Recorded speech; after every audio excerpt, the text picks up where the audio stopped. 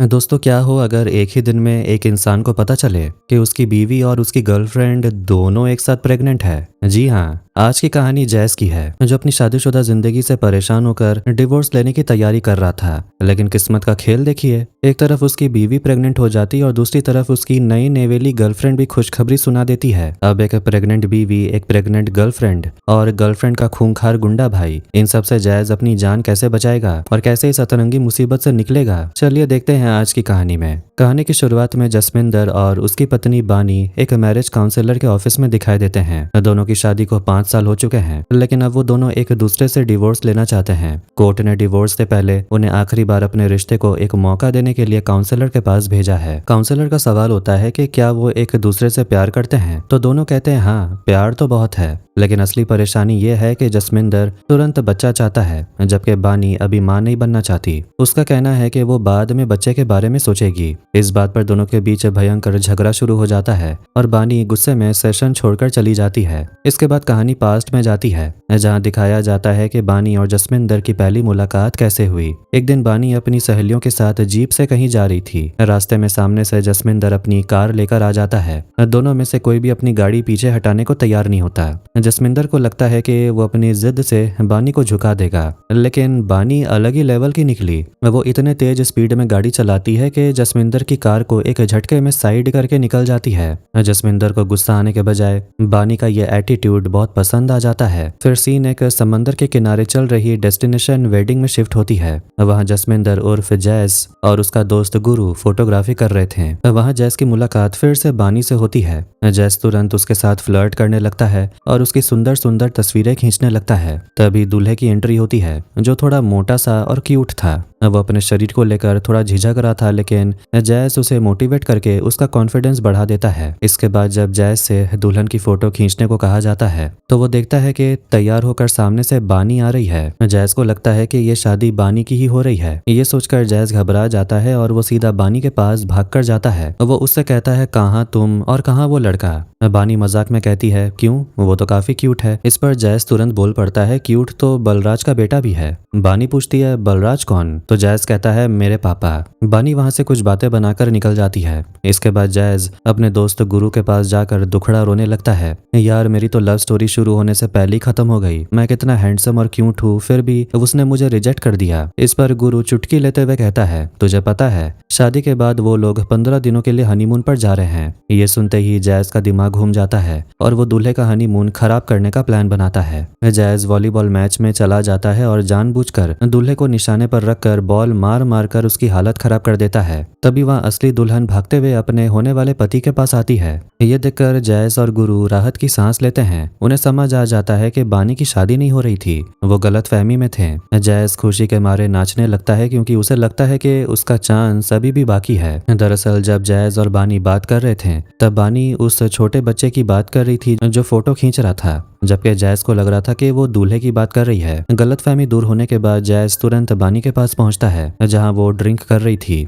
जैस उसके सामने झूठा फोन मिलाने का नाटक करता है और जोर जोर से बोलने लगता है, मम्मी मुझे आपकी होने वाली बहू मिल गई, और फिर बानी की जमकर तारीफ करने लगता है। बानी मुस्कुराकर वहां से चली जाती है। जैस समझ आता है कि बानी भी उसे पसंद करने लगी है। इसके बाद संगीत का फंक्शन शुरू होता है, जहां दोनों साथ में जमकर डांस करते हैं। अगले दिन जैस का दोस्त उसे चिढ़ाता है, वाह भाई, कल तो बड़े गाने गाए जा रहे थे। जैस कहता है, अरे अभी भी कुछ पक्का नहीं हुआ। तभी वो देखते हैं कि बानी हाथ में ड्रिंक की बोतल और 2 ग्लास लिए सीधे जैस की तरफ आ रही थी। जैस खुशी खुशी उसके पास पहुंचता है और दोनों ड्रिंक करने लगते हैं। बातों बातों में जैस उसे प्रपोज करते हुए शादी के लिए पूछ लेता है। बानी हंसकर कहती है, नशे में कोई प्रपोज करता है क्या, मुझे सोचने के लिए थोड़ा टाइम चाहिए। जैस उसे 1 घंटे का अल्टीमेटम दे देता है। असल में जिस लड़की की शादी हो रही थी वो बानी की छोटी बहन थी। जैस का मानना था कि छोटी बहन से पहले बड़ी बहन की शादी हो जानी चाहिए। बानी भी उसकी बातों में आ जाती है और दोनों उसी रात नाइट सूट में ही पंडित जी को बुलाकर 7 फेरे ले लेते हैं। कहानी फिर से प्रेजेंट में कोर्ट रूम में लौटती है। जज साहब उनकी यह अतरंगी लव स्टोरी सुनकर हैरान रह जाते हैं और कहते हैं, ऐसी शादी के बारे में तो मैंने कभी नहीं सुना।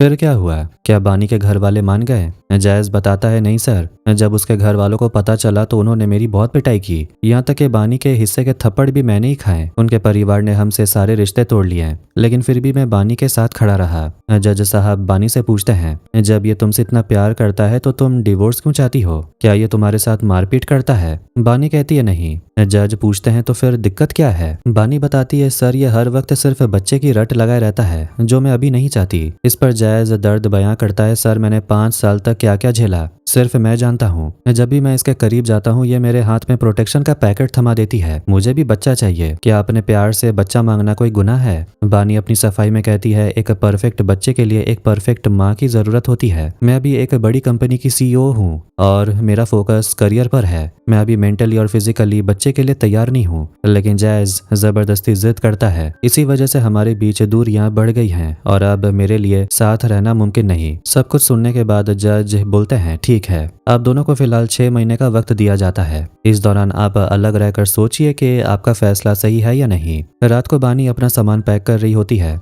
जायज दोनों की पुरानी तस्वीरें देखकर काफी इमोशनल होता है। बानी उसे समझाती है, लाइफ में सब कुछ वैसा नहीं होता जैसा हम चाहते हैं, लेकिन तुम मेरी जिंदगी का सबसे खूबसूरत हिस्सा हो जिसे मैं कभी भूल नहीं सकती। दोनों एक दूसरे को गले लगाते हैं। तभी जैस की नजर वहां रखी बियर की बोतल पर पड़ती है। ये वही ब्रांड था जिसे पीकर उन्होंने शादी की थी। वो दोनों आखिरी बार उस बियर को खोलकर साथ में एंजॉय करते हैं। इसके 2 महीने बाद का सीन यूके का दिखाया जाता है। वहाँ एक लड़की अपनी सहेलियों के साथ डेयर गेम खेल रही थी। उसकी बारी आने पर सहेलियां सामने खड़े फोटोग्राफर की तरफ इशारा करके बोलती है कि जाकर उसे किस करो। लड़की पहले तो हिचकिचाती है, लेकिन ध्यान से देखने पर उसे याद आता है कि वो इस लड़के को पहले भी देख चुकी है और उसे पसंद भी करती है। वो फोटोग्राफर कोई और नहीं बल्कि जैस था, जो वहाँ एक कपल का फोटो शूट कर रहा था। लड़की अचानक जाकर जैस को किस कर लेती है। दरअसल 1 महीने पहले ऋषिकेश में जब जैज रिवर राफ्टिंग की फोटो खींच रहा था, तब पानी के तेज बहाव में इस लड़की की बोट पलट गई थी। लड़की डूबने लगी और चिल्लाने लगी। जैज ने पानी में छलांग लगाकर हीरो की तरह उसकी जान बचाई थी और CPR देकर उसे होश में लाया था। लड़की तभी से जैस पर फिदा थी। प्रेजेंट में आते हैं। किस करने के बाद लड़की जैस को थैंक यू बोलती है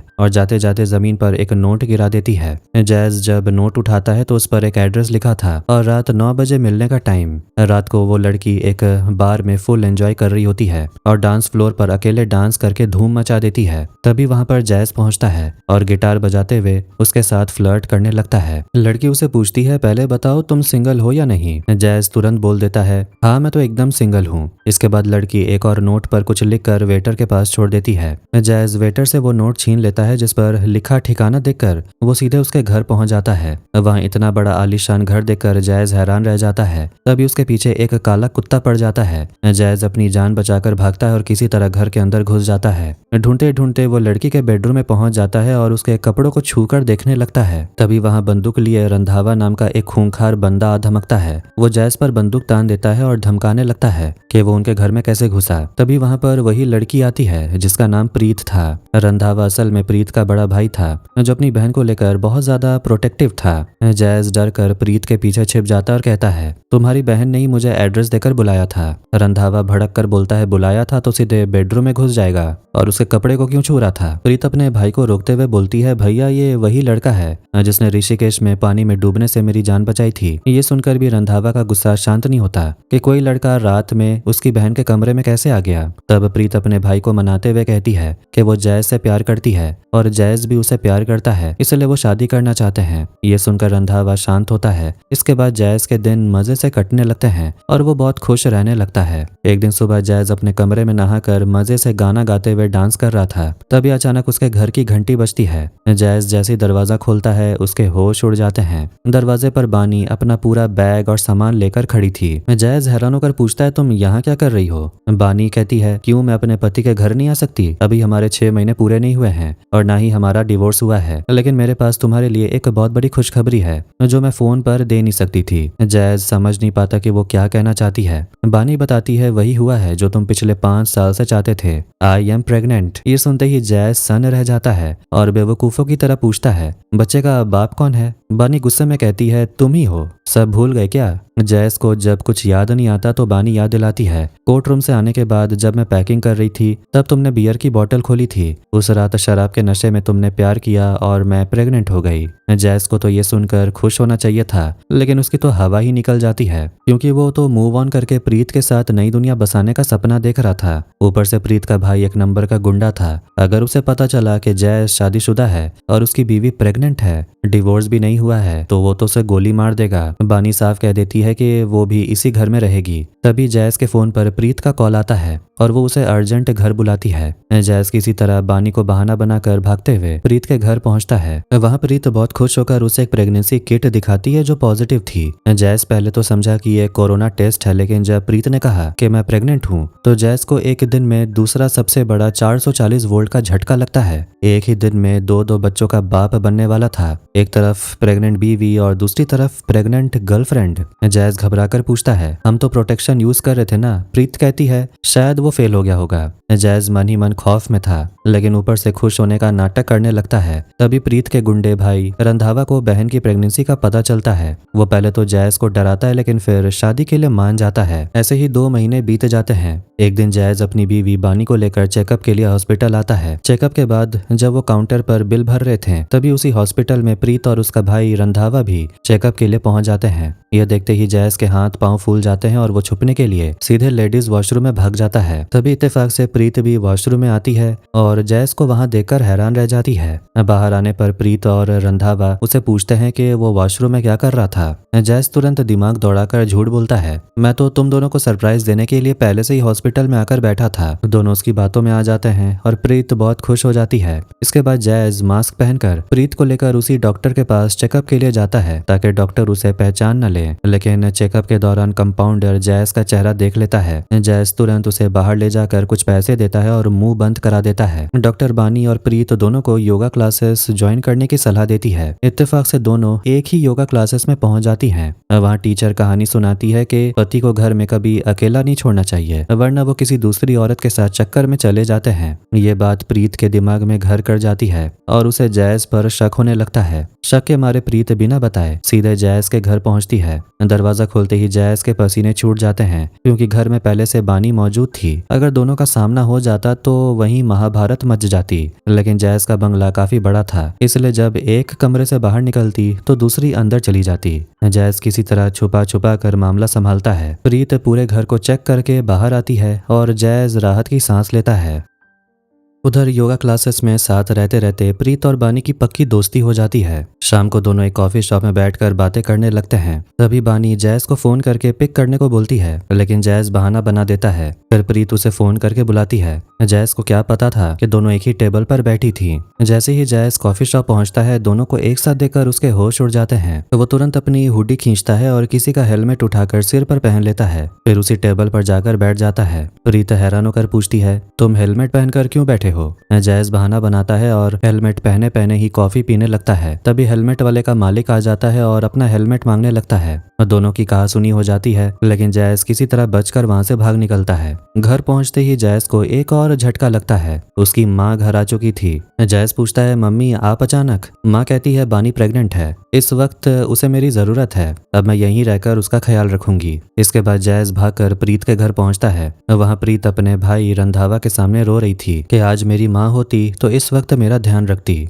जैस तुरंत बोल पड़ता है, तुम परेशान मत हो, मेरी माँ ही तुम्हारी माँ है। मैं अपनी माँ को तुम्हारे पास भेज दूंगा, वो तुम्हारी पूरी तरह ख्याल रखेगी। ये सुनकर रंधावा कहता है, बहुत बढ़िया बात कही तुमने जस्सी, एक काम करो अपनी माँ को यहीं बुला लो, टिकट का खर्चा मैं उठाऊंगा। ये सुनते ही जैस की सिट्टी पिट्टी गुम हो जाती है, क्योंकि उसकी असली माँ तो पहले ही उसकी बीवी बानी के पास रह रही थी। अब वो दूसरी माँ कहाँ से लाए? जैस तुरंत अपने दोस्त को फोन करता है और किसी नकली माँ का इंतजाम करने को बोलता है। उसका दोस्त अगले ही दिन एक किराए की माँ लेकर पहुंच जाता है, लेकिन वो औरत बहुत यंग थी, जो कि माँ कम और जैस की बहन ज्यादा लग रही थी। फिर भी जैस उसे अपनी माँ बताकर प्रीत के घर ले आता है। बाद में जैस अपने दोस्त को खूब पीटता है कि तूने इतनी यंग लड़की को मेरी माँ बनाकर क्यों भेज दिया। दोस्त समझाता है, यार टेंशन मत ले, वो मॉडल और स्ट्रगलिंग एक्ट्रेस है, रोल अच्छे से निभाएगी। लेकिन उसी रात रंधावा का नौकर एक वीडियो लेकर आता है, जिसमें वही नकली माँ एक आइटम सॉन्ग पर जबरदस्त डांस कर रही थी। रंधावा रंधावा समझ जाता है कुछ तो झोल है। अगली सुबह जैस को बुलाया जाता है और वो वीडियो दिखाकर पूछता है,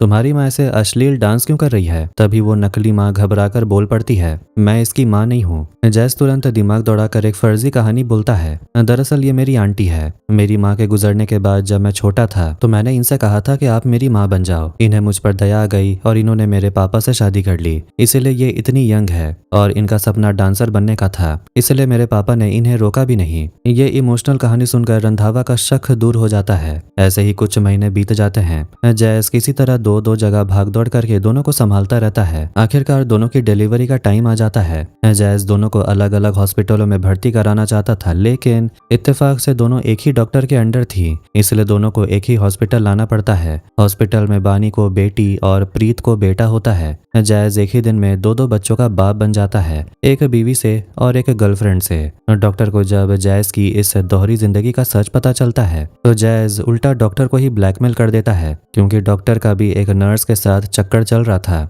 डॉक्टर भी डर के मारे चुप हो जाते हैं। एक हफ्ते बाद हॉस्पिटल से डिस्चार्ज का दिन आता है। जैस अपनी बीवी बानी को लेकर घर जाने लगता है। उसकी माँ और बच्चा पार्किंग में इंतजार कर रहे थे। जैस फाइलों का बहाना बनाकर बानी को लिफ्ट से जाने को बोलता है। जैसे ही लिफ्ट खुलती है, बानी देखती है कि अंदर प्रीत अपने गुंडे भाई रंधावा और बच्चे के साथ खड़ी है। दोनों एक दूसरे को देखकर हैरान और खुश होते हैं कि उनका बच्चा एक ही हॉस्पिटल में हुआ है। दोनों गले मिलती हैं। बानी कहती है, रुक जाओ, मेरा हस्बैंड आ रहा है, साथ में चलते हैं। तभी जैस फोन पर बात करते हुए सीधे लिफ्ट में घुस जाता है। जैसे उसकी नजर बानी और प्रीत दोनों पर एक साथ पड़ती है, उसके होश उड़ जाते हैं। वो सीधे शेर की गुफा में आ फंसा था। बानी खुशी से कहती है, प्रीत, ये है मेरा हस्बैंड। प्रीत चौंक कर कहती है, क्या? ये तो मेरे बच्चे के पापा हैं। बानी चिल्लाकर बोलती है, क्या बकवास कर रही हो? ये मेरे पति हैं और मेरे बच्चे के बाप हैं। दोनों के सामने जैस की पूरी पोल खुल जाती है और दोनों का दिमाग घूम जाता है। जैस उन दोनों को सच समझाने की बहुत कोशिश करता है, लेकिन कोई उसकी बात सुनने को तैयार ही नहीं था। सब उसे धोखेबाज समझ रहे थे।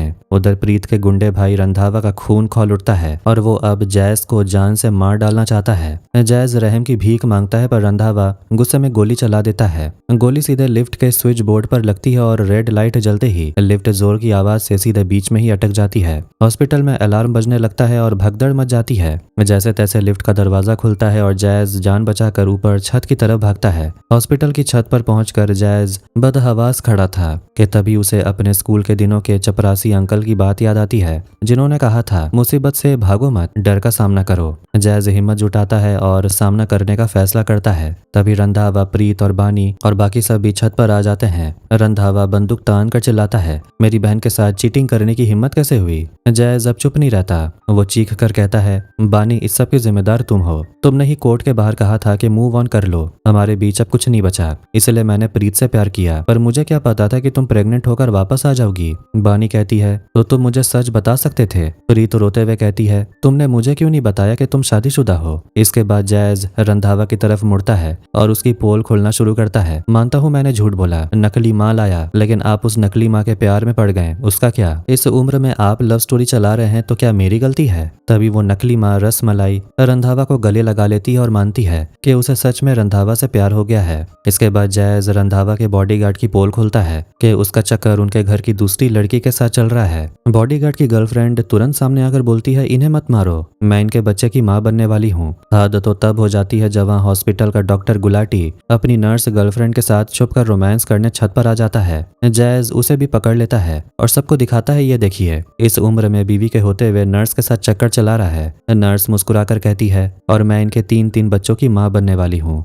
जैस सबसे चिल्लाकर कहता है, देख लिया, यहाँ सब के सब धोखेबाज हैं, सब में कोई ना कोई खोट है और तुम सब मुझे विलन बना रहे हो। मैं सच बोलना चाहता था, लेकिन इस गुंडे भाई के डर से नहीं बोल पाया और मेरे पास मरने के अलावा कोई रास्ता नहीं बचा। इतना कहकर जैस छत की रेलिंग पर चढ़ जाता है और नीचे कूदने की तैयारी करने लगता है। ये देखकर प्रीत और बानी डर जाती हैं और जैस को तुरंत नीचे उतरने के लिए बोलती हैं। वो उसे समझाती हैं कि इस तरह जान देना बिल्कुल गलत है। असल में जैस कूदना नहीं चाहता था, वो सिर्फ सबको डरा कर अपनी बात समझाना चाहता था ताकि वो उसे बचा लें। लेकिन इधर प्रीत और बानी आपस में ही लड़ने लगती हैं। प्रीत कहती है, मुझे जैसा चीटर पति नहीं चाहिए, तुम इसे अपने पास ही रखो। बानी कहती है तुमने इसे प्यार किया है, तुम ही इसे संभालो, अब मुझे नहीं चाहिए। दोनों आपस में बहस करती और फैसला करती हैं कि दोनों में से कोई भी जैज के साथ नहीं रहेंगी। ये सुनकर जैज रोने जैसी सूरत बनाकर बोलता है, अरे तुम दोनों में से कोई तो एक मेरे साथ रहो, दोनों छोड़ दोगी तो मैं कैसे जीऊंगा। लेकिन वो दोनों उसकी एक नहीं सुनती।